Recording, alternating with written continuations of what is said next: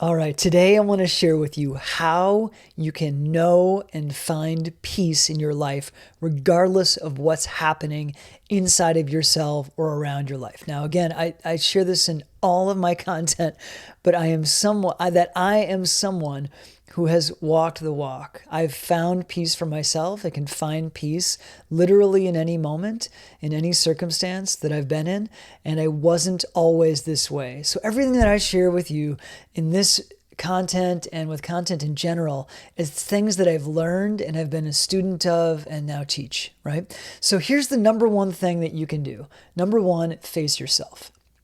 Look at what your strengths are and what your weaknesses are, right? Look at what you're good at and what you're not so great at. Look at what you kind of suck at and what you're fantastic at. Now, you might be fantastic at being very critical of yourself, for example, or you might be good at feeling a lot, or you might be good at numbing out a lot, right? That could be a strength. And what's really interesting, we won't go into this in this section, but when we are really good at things that limit us or really good at things that keep us suffering, it's because it emerged from a place of keeping us safe at some point in our life. And if you follow the rabbit hole of how good, quote unquote, you are at suffering, you will always find, and I don't say this very often, the whole never always thing, but in this case, you will always find how some degree of significant suffering has kept you safe at some point in your life, and we've gripped onto it. We hold on to it now because it worked then and it doesn't work now, most likely for you, right? So our strengths, look at our strengths and our weaknesses, and just be really clear about yourself. And if you really don't know what your weaknesses are, or what your strengths are, ask someone who knows you very well, number one, and number two, is willing to be honest with you. There are typically not that many people in our lives that can do both of those things. So number one, if you want to know peace, face yourself and look at yourself objectively. You don't have more strengths than you do weaknesses. There's always balance in terms of our strengths and our weaknesses. So number two, accept everything that's happening internally in ourselves. Now, what I mean by that is there's a paradox to this. It doesn't mean that we accept that we're feeling terrible, we're feeling depressed, or feeling anxious, and that we're always going to feel that way. No, it's about accepting in the moment. So if we're feeling depressed, if we're feeling anxious, number one, become aware of that, right? And really look at what's going on in our body, in our emotional world that is having us not feel so great. Be as specific as we can and accept that. I just feel like turd right now. I just feel super anxious. It's so unpleasant. I don't appreciate it. Fine. I accept that I've got this going on right now. And just practice accepting it in your heart as much as you can. And if you notice some resistance to accepting it, maybe look at the story that you have there, or the narrative that you have there, that if I accept this now, then I'm going to have it for the rest of my life. I've had this for so long. I'm tired of feeling it, right? I don't want to accept feeling it. I don't want to feel it. Bottom line, fine. Tuck all that. It could totally be true, and certainly was true for me at a point in my life.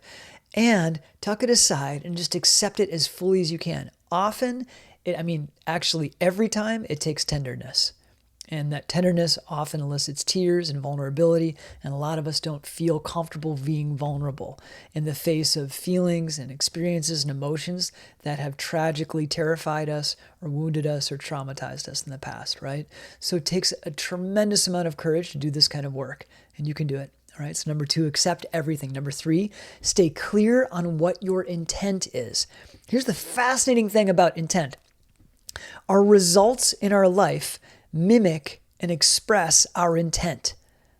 Okay, let's unpack this for a second. Let's say my intent is to feel happier. Let's say to feel happy 80% of the time, and to have relationships that spring or bring more and more happiness and joy to my life. Okay, cool. Two things are going to happen if you become clear on that intent and you really mean it and your heart's in it. Number one, it's going to become very clear around the relationships, both externally and the relationship with yourself, that doesn't have you feel joy and happiness, right? Patterns that you have within yourself are going to become more and more clear to you that limit your ability to be happy and to be joyful. Additionally, the relationships in your life that don't serve your joy or your happiness are going to become very clear. So just because we get clear on an intent doesn't mean that it's going to, the life, the world, us actually is really what it is going to show us happiness and joy. It's going to show us obstacles to that because interestingly enough, with happiness and joy, that is our nature. It's naturally how we are as babies, as beings, you could say. I won't go there. But it's who we are. It's how we are in our natural state. Now, in our lives, from infants, conception really, up until who we are now, there are layers of limitation that we put on, that we take on from the outside world that have to do with our programming, how we're programmed, how our environment tells us to live, how our parents told us. We take on so much that are all these layers that when we name an intent and we really mean it, those layers will become clear, and our role is to say something like, this no longer serves me, this relationship no longer serves me, this pattern that I have no longer serves me, of how I'm constantly so critical of myself, right? Becoming aware and unpeeling those. That's number 3, is stay clear on your intent and know that your results will mimic your intent. Now, here's the thing. Number 4, results are perceived. So just as I gave that example, that things might become harder for us once we become clear on our intent, our results are perceived, meaning we could look at that as like, why does all this terrible stuff always happen to me? Are you kidding me? I just got clear on something like that I really wanted, and now all this bad stuff is happening to me. It's a perception, right? And if bad things, quote unquote, are happening, or it becomes more challenging once it becomes really clear, that's because our perception of it is limited. Right? We see it as like things are always, it's happening to us. This is bad. It's going to be like this. It keeps happening. It's not helpful, right? But everything that helps us, that happens to us, is actually helpful with the right kind of perception and the right view. So our results with the most helpful perception, not right perception, we're getting out of the right wrong, the most helpful perception can help us unlock peace in our lives. And number 5, when you think that something isn't possible, in this case, how to know peace, look for the limited belief that has us think that way, right? Let's say our intent is, like I said, to have joy and happiness in ourselves and to have that created or mimicked or expressed in our relationships, so that we feel that way and we give that to others and others give that to us, so to speak. Yeah.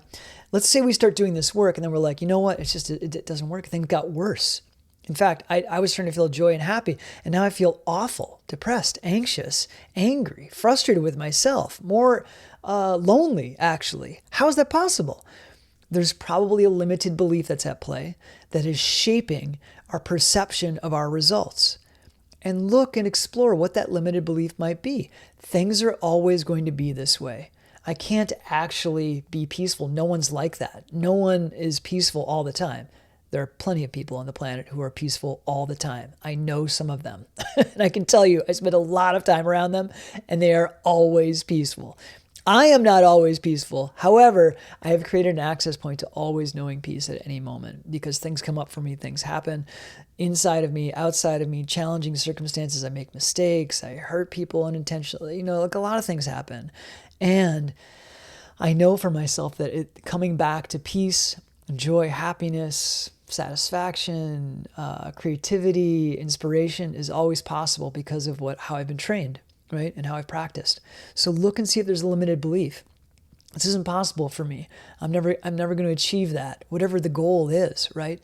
And if you practice these 5 things, I can guarantee you with diligence, if you practice them with diligence, you will know peace.